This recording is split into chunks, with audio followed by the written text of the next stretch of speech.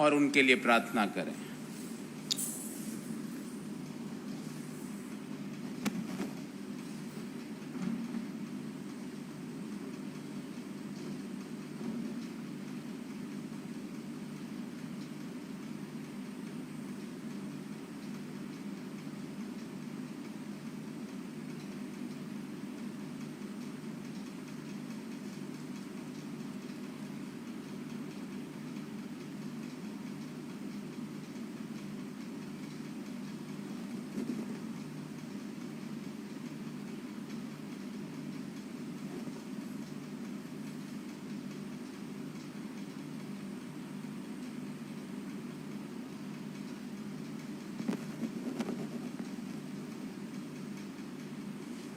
ओम शांति।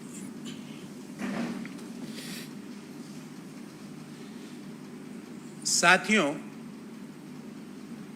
कल देश ने बापू का जन्मदिन मनाया और आज एक बेहद अप्रिय घटना, ऐसी घटना जिससे हिंदुस्तान की आत्मा पर वार किया गया है। ये 6 किसानों को ही नहीं रौंदा गया है, ये हिंदुस्तान की आत्मा को, हिंदुस्तान के संविधान को, हिंदुस्तान के लोकतंत्र को रौंदने का प्रयास किया गया है। मैंने और आपने जलियांवाला बाग नहीं देखा होगा, पर मुझे लगता है कि उस समय भी क्रूर शासकों ने ऐसा ही बर्ताव किया होगा। उस समय भी ऐसी ही घटना हुई होगी कि पहले देश के गृह राज्य मंत्री अजय मिश्र भाषण देते हैं और कहते हैं सुधर जाओ नहीं तो 2 मिनट में ठीक कर दूंगा। ये उनका भाषण है। सोशल मीडिया के सारे प्लेटफॉर्म्स पर यह भाषण मौजूद है। और उसके बाद अब तक मिली जानकारी के अनुसार 6 किसानों को सरकार के अभिमान, सरकार के गुरूर ने अपनी गाड़ियों के टायर के नीचे रौंदने का काम किया है। उनकी क्या गलती थी?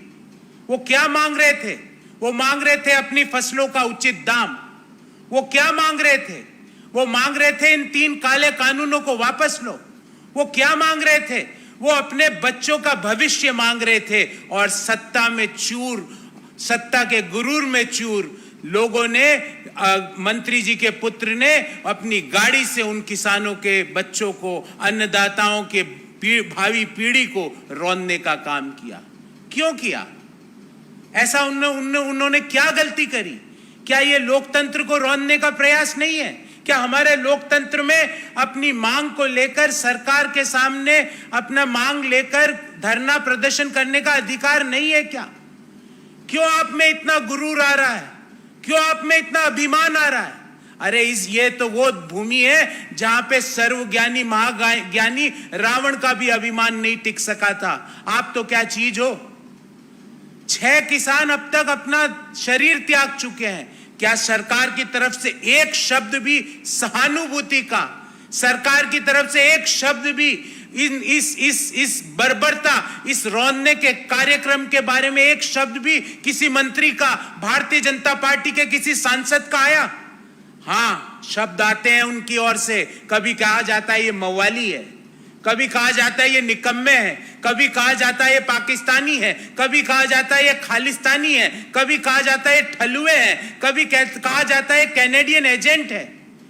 पर किसी के मुंह से यह नहीं निकलता कि 700 से ज्यादा अन्नदाता पिछले 10 माह से अपनी मांगों को लेकर प्रधानमंत्री जी के आवास से 20 किलोमीटर दूर बैठे हैं। किसी के पास समय नहीं है। 8 महीने 10 दिन हो चुके हैं बातचीत बंद हुए, पर किसी के पास समय नहीं है कि उन किसानों से जाकर पूछे कि आपकी व्यथा क्या है, आपकी मांग क्या है। क्यों भारत में आज एक किसान खेती से 27 रुपए मात्र कमा रहा है? इसका जवाब कौन देगा? ध्यान रहे, ये अजय मिश्र जी का क्षेत्र वही क्षेत्र है जहां पर एक महिला ऋतु सिंह जब अपना नामांकन भरने जाती है तो उसके साथ क्या दुर्व्यवहार हुआ, किस तरह से चीरहरण हुआ, वो देश ने देखा। ध्यान रहे, आज ही के दिन इन्हीं के एक और मुख्यमंत्री जिनका मैं वीडियो आपको सुनाना चाहूंगा, और सुनिए, ये इनकी लोकतंत्र और संविधान में संवैधानिक पदों पे बैठे लोगों का विश्वास है। आप लोग सुनिए।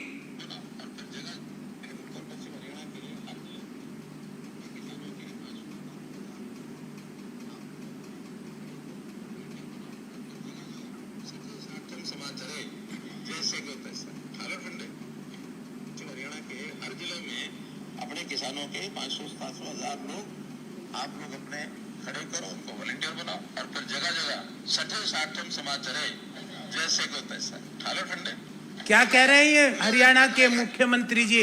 मैं आपको बोल के सुना देता हूं जो ये बात बोल रहे हैं। भाजपा के समर्थक लोग आंदोलनकारी किसानों पर लट्ठों से हमला करें, ये संवैधानिक पद पर बैठे व्यक्ति बोल रहे हैं। हरियाणा के मुख्यमंत्री हैं जो, वो बोल रहे हैं कि लट्ठों से किसानों के ऊपर हमला करें। फिर यही नहीं रुकते हैं वो कहते हैं जेल जाने और वहां से नेता बनकर निकलने में आपको कोई नहीं रोक सकता। बोलते हैं जेल चले जाओ और वहां से नेता बन के निकलो। मतलब हिंदुस्तान में लोकतंत्र में अब किसानों पे जो हमला करता है उसको भारतीय जनता पार्टी अपना नेता बनाना चाहती है। होम मिनिस्टर अजय मिश्र, जिनके अधीन क्या आता है? पुलिस, कानून व्यवस्था, उनके सुपुत्र अपनी गाड़ी से किसानों को रौंद देते हैं। और वो कहां है? उनका क्या वक्तव्य है? देश के गृह मंत्री, कैबिनेट मंत्री, उनका क्या वक्तव्य है? देश जल रहा है पर किसी का कोई वक्तव्य नहीं है। इस बाबत हमारी 3 मांगे हैं। पहला, तुरंत प्रभाव से गृह राज्य मंत्री अजय मिश्र अपना त्याग पत्र दें और उन किसानों से माफी मांगे जिनको कुचलने का प्रयास उन्होंने किया, जिसमें 6 लोगों ने अपने प्राण अभी तक की जानकारी के अनुसार त्याग दिए। हमारी दूसरी मांग है कि किसके आदेश पर यह रौंदने का कार्यक्रम हुआ, इसके बारे में सुप्रीम कोर्ट के सिटिंग जज की अध्यक्षता में एक जांच कमेटी बने और वो दोषी लोग, उन गाड़ियों को चलाने वाले लोग, उन लोगों की जांच हो ताकि पता चले कि किन के आदेशों की वो पालना कर रहे थे। हमारी तीसरी मांग और बेहद गंभीर मांग है, हरियाणा के मुख्यमंत्री को तुरंत बर्खास्त किया जाना चाहिए। ऐसे मुख्यमंत्री जो संवैधानिक पदों पर बैठे हैं, वो कहते हैं लठ मारो किसानों को, जेल चले जाना, वहां से नेता बन के हम निकाल लेंगे आपको। यह भारतीय जनता पार्टी का नेतागिरी का मॉडल है। हमारी चौथी और अंतिम मांग यह है कि माननीय सुप्रीम कोर्ट, जिस पे हर व्यक्ति को विश्वास है, क्या सुप्रीम कोर्ट कल संज्ञान लेगा इस बारे में? क्या हमारे न्यायप्रिय न्यायाधीश जो किसानों को अपना वक्तव्य देते हैं, उनके लिए कुछ टिप्पणी करते हैं, क्या वो कल सरकार के ऊपर टिप्पणी करेंगे कि किस तरह से सरकार के गुरूर ने 6 किसान परिवारों को रौंद दिया? एक व्यक्ति जब रौंदा जाता है तो पूरा परिवार रौंद दिया। क्या उसके बारे में वो टिप्पणी करेंगे कल हमारे देश के न्यायप्रिय न्यायाधीश कि हरियाणा के मुख्यमंत्री कहते हैं लट्ठों से मारो किसानों को? क्या उसके बारे में वो टिप्पणी करेंगे? मेरी मांग है मेरे सारे न्यायप्रिय सुप्रीम कोर्ट के न्यायाधीशों से कि इसके बारे में भी टिप्पणी कीजिए। सर, हम आपकी तरफ देख रहे हैं, आशा भरी नजरों से देख रहे हैं कि ऐसे संवैधानिक पदों पर बैठे व्यक्ति, भले वो देश के गृह राज्य मंत्री हो, भले ही वो एक सूबे के मुख्यमंत्री हो, जो हिंसा फैलाते हैं, जो किसानों के लिए अभद्र टिप्पणियां करते हैं, जो किसानों का सर लट्ठों से फोड़ने का आदेश देते हैं, उसकी मोडस ऑपरेंडी, उसकी टूल किट देते हैं, क्या उनके खिलाफ आप भी टिप्पणी कीजिए माननीय न्यायप्रिय न्यायाधीशों। मैं आपकी तरफ, कांग्रेस पार्टी का हर कार्यकर्ता और देश का हर व्यक्ति आपकी तरफ सकारात्मक नजरों से देख रहा, आपका इंतजार कर रहा है। देखिए, अंत में मैं एक ही बात कहूंगा कि ये 6 व्यक्तियों को कुचलने का प्रयास नहीं है, ये अन्नदाताओं की आत्मा को कुचलने का प्रयास है। ये भारत का जो संविधान, बाबा साहब द्वारा निर्मित संविधान को कुचलने का प्रयास है। ये महात्मा गांधी द्वारा दिए गए लोकतंत्र को कुचलने का प्रयास है। पर ध्यान रहे अभिमानी सरकार, ध्यान रहे सत्ता के नशे में चूर सरकार के नुमाइंदों, ये भारत देश है, यहां पर अंग्रेजों को भी महात्मा गांधी की एक लाठी और उनके सत्याग्रह के सामने झुकना पड़ा था। और इस सत्याग्रह जो पिछले 10 महीने से किसान दिल्ली के बॉर्डर पर देश के अन्य राज्यों के अंदर जो सत्याग्रह कर रहे हैं, उसके सामने इस क्रूर सरकार को झुकना पड़ेगा। बहुत बहुत धन्यवाद। अंत में एक बार फिर मैं उनको शहीद मानता हूं, वो शहीद किसान जो कि अपना प्राण त्याग चुके, उनके परिवारों को मेरी विनम्र श्रद्धांजलि। और मैं प्रार्थना करता हूं कि भगवान श्री विष्णु उन सभी स्वर्गीय आत्माओं को अपने श्री चरणों में स्थान देंगे। आपका कोई प्रश्न हो इस बाबत तो मैं उत्तर देने का प्रयास करूंगा। सर, 2 सवाल है। अभी केंद्रीय गृह राज्य मंत्री ने बात की है हमारे चैनल से। उन्होंने कहा है कि किसानों के बीच कुछ ऐसे लोग आ गए जिन्होंने इस आंदोलन को हिंसात्मक बनाना चाह रहे थे और उन्होंने हिंसात्मक बनाने के लिए पत्थरबाजी की घटना हुई, जिसके बाद ये पूरा इंसिडेंट हुआ। तो वो कहीं ना कहीं एक एक्सक्यूज दे रहे। कांग्रेस पार्टी कैसे? मेरा सिर्फ एक ही प्रश्न है देश के गृह मंत्री से कि किसकी गाड़ी थी जिसके गाड़ी के टायर के नीचे कुचला गया किसान को? उस गाड़ी में कौन कौन बैठा था और क्या उन्होंने ये धमकी नहीं दी? मैं फिर दोहराता हूं, अजय मिश्रा ने क्या ये धमकी नहीं दी, सुधर जाओ वरना सुधार देंगे 2 मिनट के अंदर? किसको सुधार देंगे? वो लोकतंत्र में ये बात होती है कि सुधर जाओ नहीं तो सुधार देंगे। क्या सुधार दोगे आप? क्या आपके पास राइट है लोगों को सुधारने का? किसने लोकतंत्र में आपको इस तरह का अभिमान का राइट दिया है?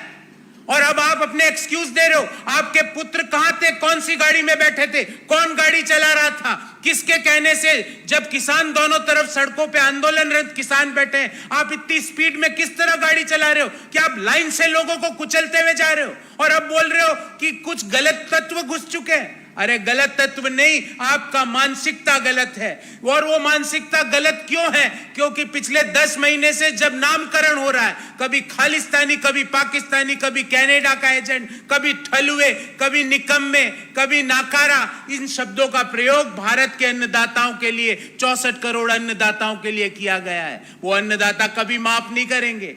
आप उनको कुचल तो सकते हो, पर उनकी आत्मा को और भारत के लोकतंत्र और बाबा साहब द्वारा निर्मित संविधान को आप नहीं कुचल सकते। अंत में जीत सत्याग्रह की होगी, अंत में जीत सत्य की होगी, अंत में जीत उन किसानों की होगी जो पिछले 10 माह से इन 3 काले कानूनों को वापस लेने के लिए सरकार के सामने सत्याग्रह कर रहे हैं। मेरा सवाल बिल्कुल सिंपल है, आपको एक लाइन में उत्तर देता हूं, सुधर जाओ वरना सुधार देंगे। ये शब्द अजय मिश्रा जी ने किसके लिए बोले थे? किसानों के लिए या देश के प्रधानमंत्री जी के लिए? किसके लिए बोले थे वो बताएं इसको, कि एक शब्द उन्होंने किसके लिए बोले थे? और ये शब्द देश के गृह मंत्री से शोभा देते हैं।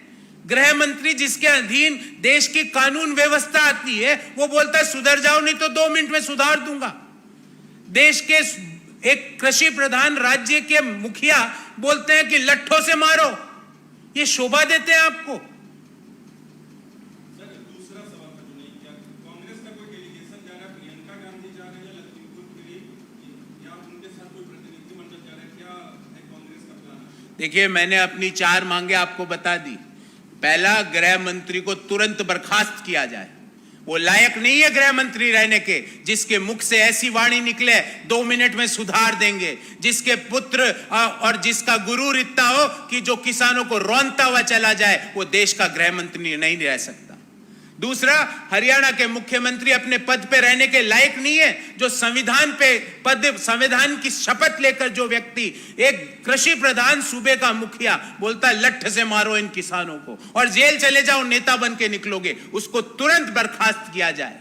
हमारी तीसरी मांग है कि सुप्रीम कोर्ट की सिटिंग जज की अध्यक्षता में एक कमेटी बनाई जाए और वो कमेटी ये जांच करे कि क्यों और किसके कहने से एक, जब दोनों तरफ, सड़क के दोनों तरफ आंदोलनरत किसान हैं, उस सड़क पर इस तेजी की रफ्तार से गाड़ी चलाने का निर्णय किसके इशारे पर किया गया? देश के सामने ये बात आनी चाहिए। लेकिन अजय मिश्रा जो गृह राज्य मंत्री हैं, उनका कहना है कि उनके बेटे उस जगह पर थे ही नहीं और ये एक कंस्पिरेसी है।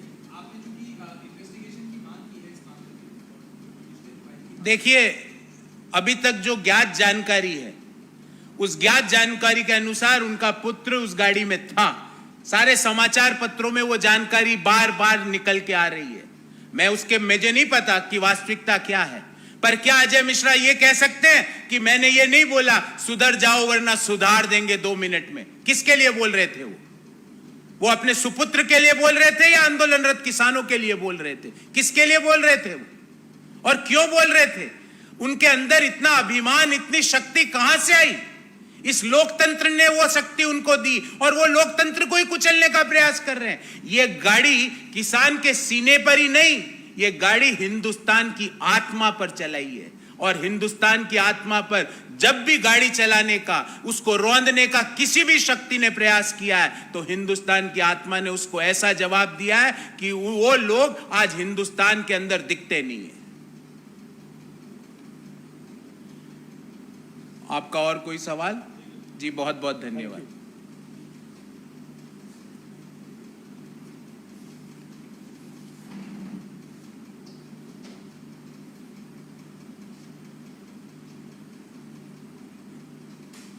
मेरा एक इनसे बाइट है तो यहीं बैठ